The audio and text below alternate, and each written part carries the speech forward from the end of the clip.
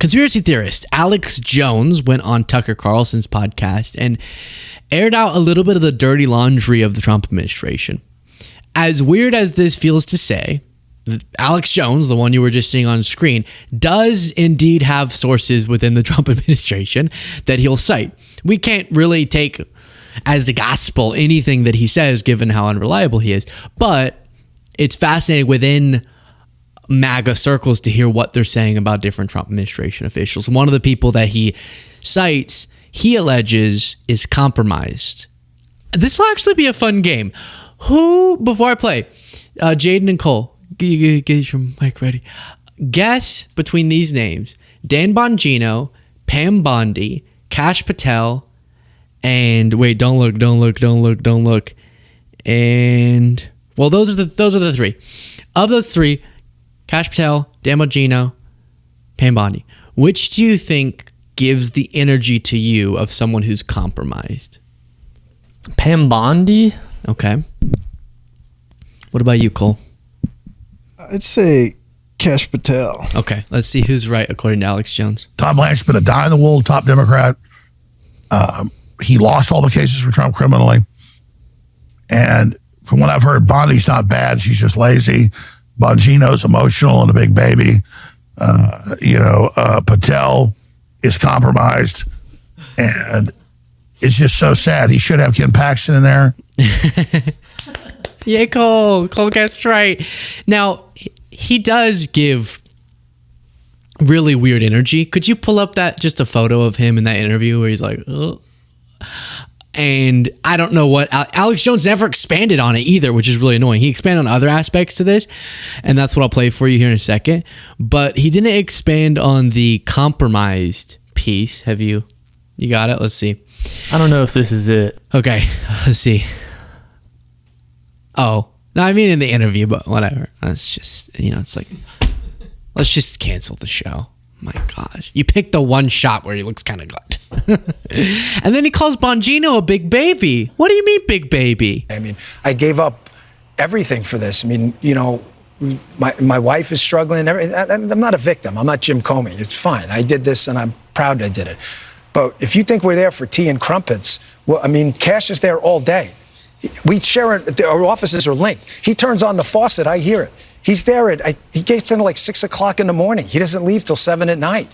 I'm in there at 7:30 in the morning. He uses the gym. I work out in my apartment. But I stare at these four walls all day in D.C., by myself, divorced from my wife. Not divorced, but I mean separated, divorced. And it's hard. I mean, we love each other, and it's hard to be apart. But you're doing some great work. You're straightening out the FBI. You're moving buildings. There's a lot of change. I got one more thing.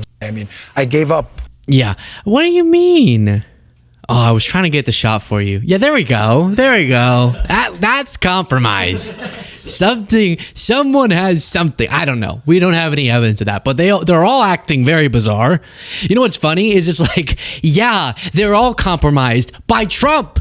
They all try to come up with these explanations. Why aren't the Epstein files coming out? Why is Pam Bondi acting so weird about it? Why is Bongino, Kash Patel, Bongino went from Epstein, there's no way he killed himself, to He killed himself. How could that possibly be the case? That someone must have. Patel's girlfriend must be Mossad. Bongino's separated wife. They still love each other, but they just don't live together. Wife, the ex, probably got dirt on him.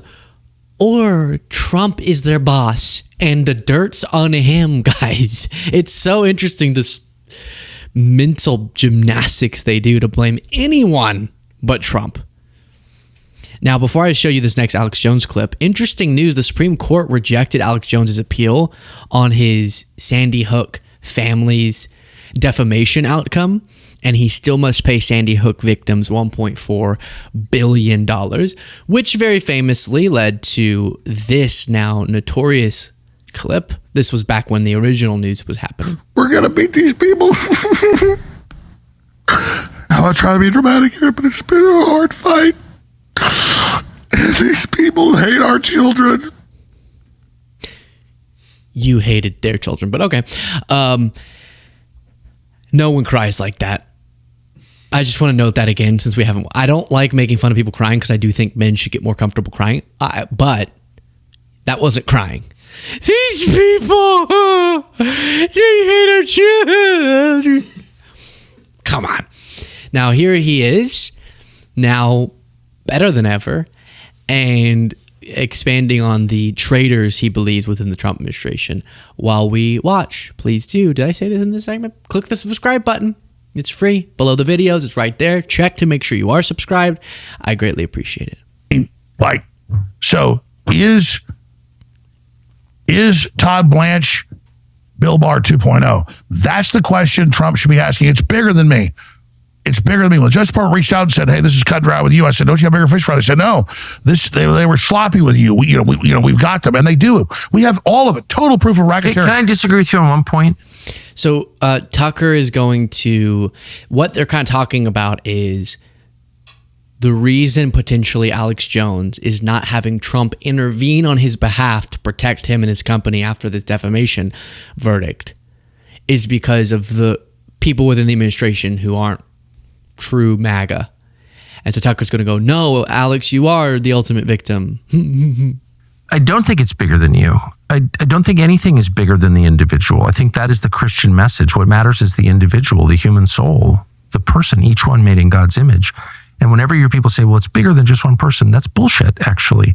Nothing is bigger than just one person. No, Tucker, I agree with you. Two people.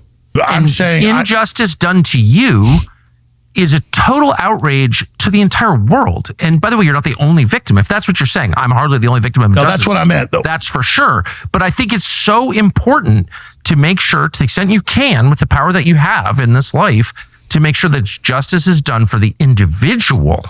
Like, I really think that is Western civilization. By the way, the Eastern view, which is now very common in our country, deals only with groups and populations and the herd or the tribe. That's why they believe in collective punishment.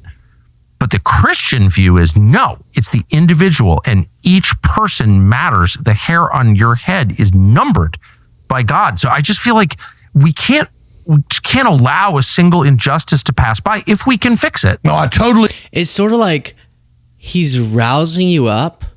A single injustice, every hair on your head. Every hair on Alex's head. Every hair on your head, Alex. On your face. And you're like, "Whoa, woo." And then you remember what we're talking about. Like, he's trying to give this religious speech. And you're like, "Dude, he lost a defamation case." It happens. It happened. That's what we're talking about. This is injustice. He lost a defamation case. He made a bunch of money lying and ruining people's lives. It just happens sometimes. Not the lying part. That doesn't have to happen. But when you do, sometimes you get held accountable for it. To be clear, I totally agree with you. My point was, I know Trump has bigger fish to fry. No, I get it. Well, that's true. But he doesn't, because everything they're doing is about, "Oh, this media paid a thing that said they're wrong." They're laughing at him. They still have their power structure in place. "Oh, ABC paid a fine. They paid a fine. Paul Weiss paid a fine." And they're still attacking your most ardent supporters to shut you down.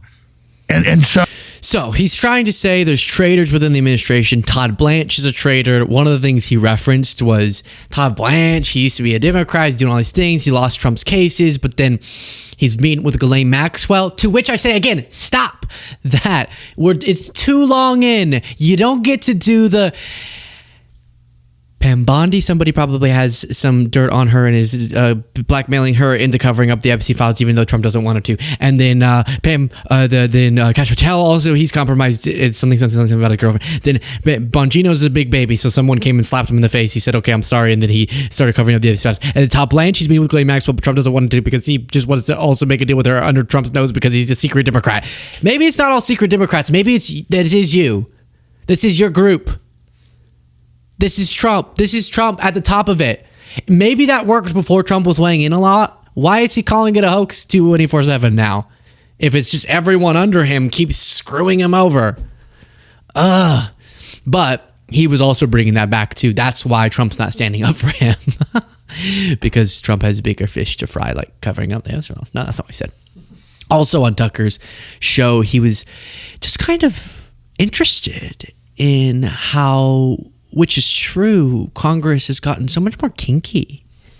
I have noticed, just having spent my life in D.C., that people's personal lives are getting weirder in the Congress. Have you noticed that? Without implicating anyone by name, I don't think I'm imagining this. It's not just sleeping with your scheduler. It's weirder than that now. Have you noticed that? Sorry, that was... It's not just sleeping with your scheduler. It's so much weirder than what people do. I mean, everyone used to sleep. This. It's not just sleeping with your scheduler. It's weirder than that now. Have you noticed that? I try to stay in my office as much as possible. Okay. Well, I just want to say for the record, I never heard of anybody participating in an orgy in Washington, D.C. in my entire life, and I've heard a lot about it recently. So that is, I wasn't there. I'm not going there, but I think that's real. So I've never been, I don't know if it is or it isn't. I'd hope that it isn't, and I'd like to think that it isn't, but I've never been invited. So yeah, it's so Tim Burchett. Dadgummit, I've just never been invited. You know when you hear that your friend's having a birthday party and you're busy that night, but you still want to get an invitation. It's like that. I don't even get invited. I'd like to turn down at least one orgy. That it isn't, and I'd like to think that it isn't, but I've never been invited. So yeah, when I was in the state legislature, we used to talk about that, how we knew some people were pretty shady, and but they would never come to somebody like me and offer me anything because they knew my background. No, and they know you're making skateboards in your garage, so you're busy. In my barn. In your barn. So I don't know, maybe a barn orgy. There's all sorts of options. That doesn't rule you out, Tim. I'm sure people would be very interested in a barn orgy, and there's sort of goats around.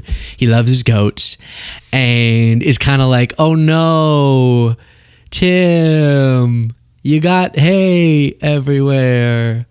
No, Tim, you used a saddle as a saddle for a person. No, I'm just saying, that's not for me. It's not for me.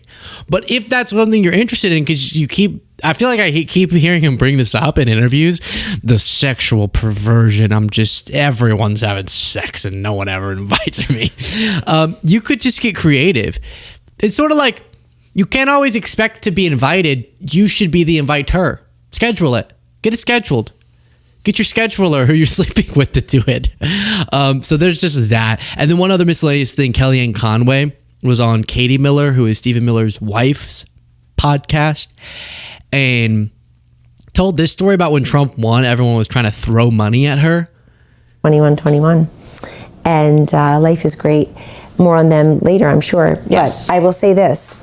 I was also staring at a gold mine of life-changing money. Because Trump won, people weren't expecting it. Said, we told you so. We were on the TV saying we're going to win Michigan, Wisconsin, like roll the tape. Anyway, and people were throwing money at me, and it was a lot of money, the kind I'll probably never see again. And I thought about it. What was the biggest paycheck you turned down? Oh boy, 8 figures to buy my company at the time, which I don't think it was worth anything near that. But and I'm not a lobbyist. They weren't buying that. They weren't really buying access to President Trump because I wouldn't do that. They just were, wow, it's a whole new world and new people are in charge and new thinking has taken. It's such a funny story. People were just wanting to throw money at me, buy my company for something it wasn't worth, give me all this cash.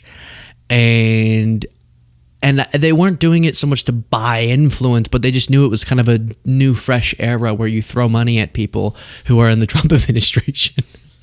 It was just kind of like they realized it was a different time where you could put $50,000 into a paper bag and hand it to Tom Allman. Look, there's various methods. No, I've noticed in the media.